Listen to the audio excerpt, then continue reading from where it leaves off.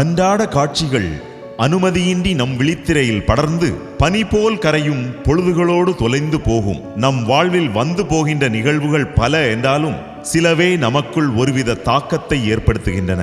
அந்த வரிசையில் ஒரு நூற்றாண்டுக்கு முன்பு மண்ணில் முளைத்து 1/4 நூற்றாண்டுக்கு முன் இம்மண்ணில் விதைக்கப்பட்ட எம் சபை நிறுவனர் அன்னை ஸ்கொலோஸ்டிகா அவர்கள் பயணித்த பாதையை சுருக்கமாக உங்கள் மனக்கண் முன் திரையிட ஆசைப்படுகிறேன்.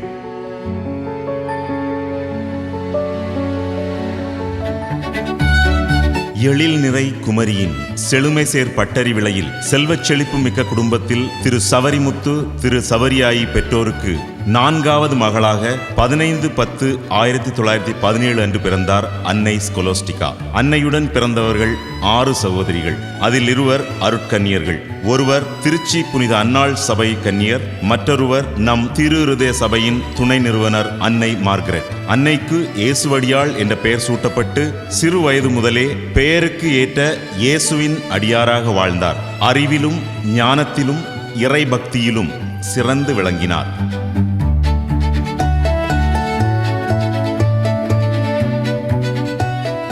ஐந்தாம் வகுப்பு படித்துக் கொண்டிருந்த அன்னை ஸ்கொலோஸ்டிகா தன் பெற்றோருடன் வழக்கம்போல் வருடத்திற்கு ஒருமுறை செல்லும் திருப்பயணம் மேற்கொள்கிறார். செல்லும் வழியில் ஆசாரிப்பள்ளம் ஊரில் உள்ள ஆலயத்தில் செபிக்கச் செல்கிறார். அங்கே மேலை நாட்டைச் சேர்ந்த அருட்சகோதரி வெள்ளை உடுப்பு அணிந்து பீட அலங்காரம் செய்து கொண்டிருக்கிறார்.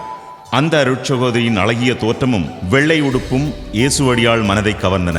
தம் தாயிடம் இவர் யார் என்று கேட்கிறார்.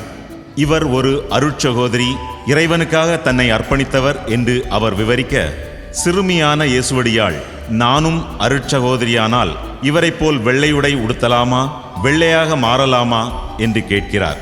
ஆம் என்ற அவரது தாயின் பதிலின் மறுகணமே அன்னையின் மனதில் தேவ அழைத்தல் விதை ஊன்றப்படுகிறது. பள்ளி படிப்பை தொடர்ந்து அன்னை ஸ்கொலோஸ்டிகா இறைவனுக்காக வாழ முனைந்து 21/11/1936 அன்று புனித அகஸ்தினார் சபையில் அடியெடுத்து வைக்கிறார். அகஸ்தினார் சபையின் பயிற்சிகளும் பணிகளும் அவரை வெகுவாக கவர்ந்தன. எல்லாரின் நன்மதிப்பையும் பெற்றார். இறுதியாக 21/11/1941 அன்று தனது முதல் வார்த்தைப்பாட்டை கொடுக்கிறார். முதல் வார்த்தைப்பாட்டின் போது இயேசுவடியாள் என்னும் பெயரை மாற்றி ஸ்கொலோஸ்டிகா என்று அழைக்கிறார்கள். இறைபக்தியில் சிறந்து விளங்கிய அவர் கொடுக்கும் பணி எதுவாயினும் அதை சிறப்பாக ஆற்றிடும் ஆற்றல் பெற்றிருந்தார். கல்வி பணி, நற்செய்தி பணி, கருணை இல்லப்பணி என 3 பணிகளும் அவருக்கு கொடுக்கப்பட்டன. அன்னையின் திறமை கண்டதால் சிறு வயதிலேயே பெரிய பொறுப்புகள் அவரை தேடி வந்தன.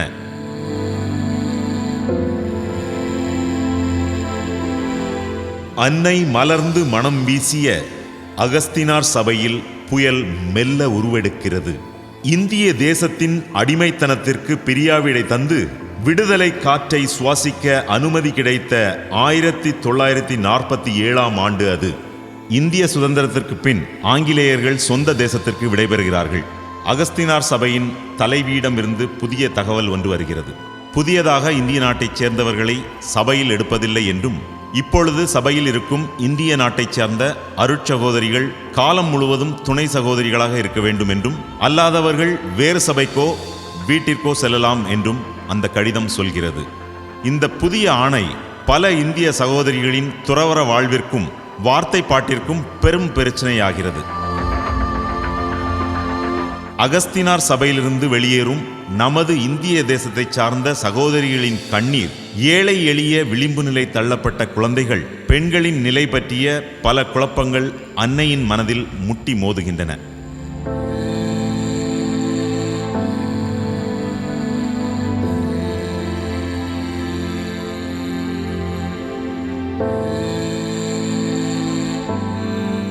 அகஸ்தினார் சபை சகோதரிகளுக்கு தியானம் நடைபெற்றது. அன்னை ஸ்கொலோஸ்டிகாவும் அதில் பங்கு கொள்கிறார். கண்ணீர் ததும்பிய கண்களோடு நிற்கும் விருப்ப நிலை சகோதரிகளின் எதிர்காலம் என்னவாகும்?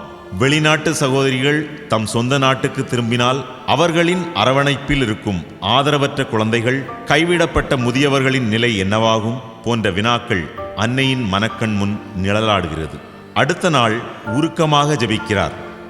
தியானத்தின் 4ஆம் நாள் திருப்பலியில் நற்கருணை வாங்கிய பின் அன்னையின் மனதிற்குள் ஒரு குரல் கேட்கின்றது. இவர்களுக்காக நீ ஒரு புதிய சபையை தொடங்கினால் என்ன என்பதுதான் அந்த கேள்வி. அன்று முதல் அன்னையின் மனதிற்குள் அந்த கேள்வி மீண்டும் மீண்டுமாக ஒலித்து கொண்டே இருந்தது.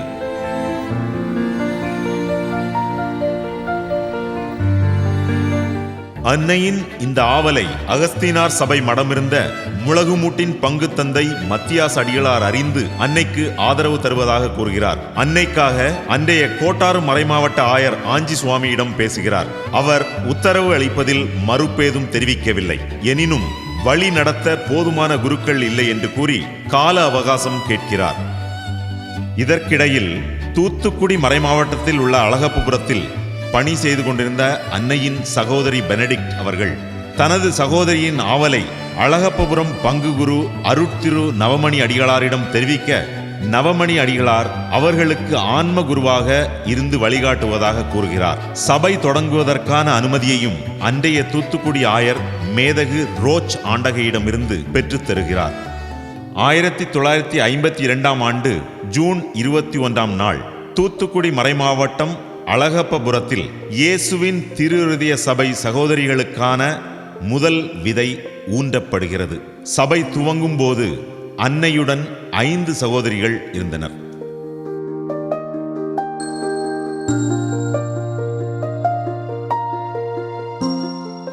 விதை ஊன்றப்பட்ட அடுத்த வருடமே மேதகு ஆயர் ரோச் ஓய்வு பெறுகிறார்.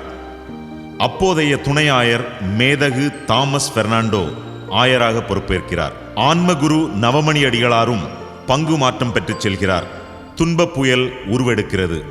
இயேசுவின் திரு இருதய சபை என்னும் துளிர் கருகி போக முயற்சிகள் மேற்கொள்ளப்படுகின்றன.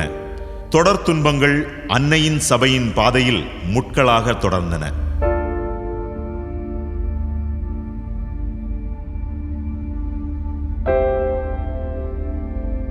அன்னை ஸ்கொலோஸ்டிகாவின் குடும்பத்தார் நவமணி அடிகளாருக்கு யூபிலி விழா கொண்டாடும் போது வருகை தந்திருந்த அன்னையின் உறவினரான கோட்டாறு மறைமாவட்டத்தைச் சேர்ந்த குருசடி பங்கு தந்தை அந்தோணிமுத்து அடிகளாரிடம் நவமணி அடிகளார், நீங்கள் இந்த சகோதரிகளுக்கு உதவலாமே என்று கேட்க, அருட்தந்தை அந்தோணிமுத்து அடிகளார் அன்றைய கோட்டாறு ஆயர் ஆஞ்சி சுவாமியிடம் அனுமதி பெற்று குருசடியில் இல்லம் துவங்க வழிகாட்டுகிறார்.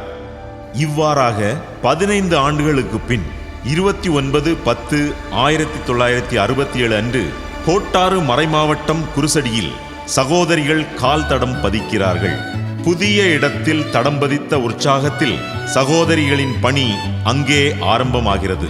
அன்னையின் கனவாம் கருணை இல்லமும் அங்கே நிறுவப்படுகிறது.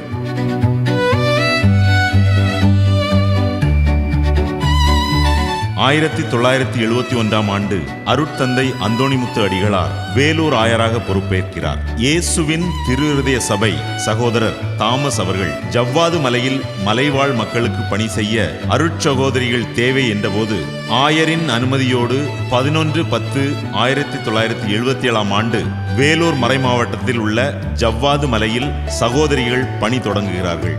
பக்த இயக்கமாக இருந்த எம் சபை ஆயர் அந்தோணிமுத்து அடிகளார் காலத்தில் மறைமாவட்ட சபையாக மாறுவதற்கான முயற்சிகள் மேற்கொள்ளப்படுகிறது. நாளொரு மேனியும் பொழுதொரு வண்ணமுமாக சபை வளர ஆரம்பிக்கிறது. அவரை தொடர்ந்து வந்த ஆயர் மைக்கேல் அகஸ்டின் அடிகளார் காலத்தில் எம் சபை வேலூர் மறைமாவட்ட சபையாக மாறுவதற்கான பணிகள் துரிதப்படுத்தப்படுகின்றன. 1992 ஆண்டு அதற்கான ஆணையும் பெறப்பட்டது. மறைமாவட்ட சபைக்கான ஆணை கிடைக்கும்போது அன்னை ஸ்கொலாஸ்டிகா நோய்வாய்ப்பட்டு படுக்கையில் இருந்தார். ஆணை பிறப்பிக்கப்பட்ட செய்தியை அறிந்து உளம் மகிழ்ந்து இறைவனை துதித்தார். ஆணை கிடைக்கும்போது ஆயர் மைக்கேல் அகஸ்டின் புதுவை கடலூர் உயர் மாவட்ட பேராயராக பொறுப்பேற்கிறார். அவரை தொடர்ந்து வேலூரின் ஆயராக பொறுப்பேற்ற நமது பாசத்திற்குரிய மேதகு ஆயர் ஏஎம் சின்னப்பா ஆண்டகை மறை மாவட்ட சபைக்கான ஆணையை 11/2/1994 அன்று வாசித்து வழங்கினார். இந்த நாளில் அன்னையின் ஆன்மா விண்ணக பேரின்பத்தில் மகிழ்ந்திருந்தது. நகர்ந்து கொண்டே இருநதி போல வெற்றி ஒரு இடத்தில் காத்திருக்கும் கடலாக என்ற வைர வரிகளை இதயத்தில் சுமந்து தான் சந்தித்த தடைகளை படிகளாக்கி துணிச்சலோடு இறையோடு இணைந்து இலக்கை அடையும் வரை தளராது துவளாது வீறு நடை போட்ட புரட்சி புயல் எம் அன்னை ஸ்கொலோஸ்டிகா 12/10/1993 அன்று நண்பகல் சரியாக 1 மணிக்கு மண்ணக வாழ்வுக்கு கையசைத்து எம் சகோதரிகளை ஆழ்துயரில் ஆழ்த்திவிட்டு கடமையை செவ்வனே ஆற்றிய நிறைவில் இறையோடு கலந்தார்கள். அன்னை இறந்த அந்த நிமிடத்திலிருந்து 10 நிமிடங்கள் பலத்த புயல் காற்று, அதைத் தொடர்ந்து கனத்த மழை பெய்தது. அன்னையின் இறுதி ஊர்வலம் தொடங்கும் வரை மழை ஓயவில்லை. அன்னையின் பிரிவிற்கு இயற்கையும் இரங்கல் செய்தி தந்ததை அடக்க நிகழ்வில் கலந்து கொண்ட அத்தனை பேரும் உணர்ந்தார்கள். அன்னையின் புனிதத்தன்மை கண்டு வியர்ந்தார்கள். தாயை பிரிந்த சேயாய் எம் சகோதரிகள், கருணையில்ல குழந்தைகள் என அத்தனை பேருமே உறைந்து போனார்கள். அன்னை செல்வச் செழிப்பு மிக்க குடும்பத்தில் பிறந்தவராயினும் அவரது எளிய வாழ்வு, தோற்றம், இனிய பேச்சு, அணுகுமுறை ஏழைகளின் வாழ்வோடு தன்னை ஐக்கியமாக்கியது யாவும் அசாதாரணமானவை. இயேசுவை இதயத்தில் சுமந்து சக மனிதர்களை பாகுபாடின்றி அன்பால் அரவணைத்தவர் அன்னை. தான் ஒரு சபை தலைவி என்ற ஆணவம் சிறிதுமின்றி ஆயர்கள், குருக்கள் அனைவரையும் இறைவனின் பிரதிநிதிகளாக எண்ணி அவர்களுக்கு பணிந்து அவர்களை மதித்து வாழ்ந்தார். அன்னையின் செபவாழ்வு எடுத்துக்காட்டானது. ஒவ்வொரு நாளும் அதிகாலை சரியாக 4 மணிக்கு எழுந்து முதல் நபராக செபத்தில் ஈடுபடுவார்கள். எப்பொழுதும் முழந்தால் படியிட்டே செபிப்பார்கள். காவல் மணி தவறாமல் செபித்து எப்பொழுதும் இறைவனோடு இணைந்திருந்தார்கள். அவர்களது இறை ஒன்றிப்பு அசாத்தியமானது. தொடர்ந்து அசையாமல் கடவுளோடு ஒன்றித்திருந்தார்கள். அன்னை சகோதரிகளிடம் மிகுந்த அன்பு கொண்டிருந்தார். அனைவரையும் அன்பால் அரவணைத்து மன்னித்து மறந்து வாழ்ந்தார்கள். சகோதரிகளை தாயி என்று பாசமாக மரியாதையோடு அழைப்பார்கள். உடனிருக்கும் சகோதரிகளின் தேவையை தன் தேவையாக உணர்ந்து வாழ்ந்தார்கள். யாரிடமும் மன வருத்தத்தோடு அன்னை ஒரு நாளும் தூங்கச் சென்றதில்லை. யார் என்ன சிறிய உதவி செய்தாலும் நன்றி சொல்ல ஒருபோதும் தவறியதில்லை. இலக்கு மக்களை தன் வாழ்வின் மையமாக்கி அவர்கள் வாழ்வு பெற தன்னை கரைத்தார்கள். ஆசிரிய பணி செய்தபோதும் பள்ளி முடிந்தவுடன் மாலை வேளையில் நற்செய்தியை மக்களுக்கு வழங்க வீடுகளை நோக்கி விரைவார்கள். அன்னையின் நற்செய்தி பணியால் திருமுழுக்கு பெற்றோர் ஏராளம். கருணையில்ல குழந்தைகளை தான் பெற்ற சொந்த பிள்ளைகளாக தாய் பாசத்துடன் பேணி வளர்த்தார்கள். அன்னையோடு வாழ்ந்தவர்கள், அன்னையின் வாழ்வை பார்த்தவர்கள் அவர்களை ஒரு புனிதையாகவே கருதினார்கள்.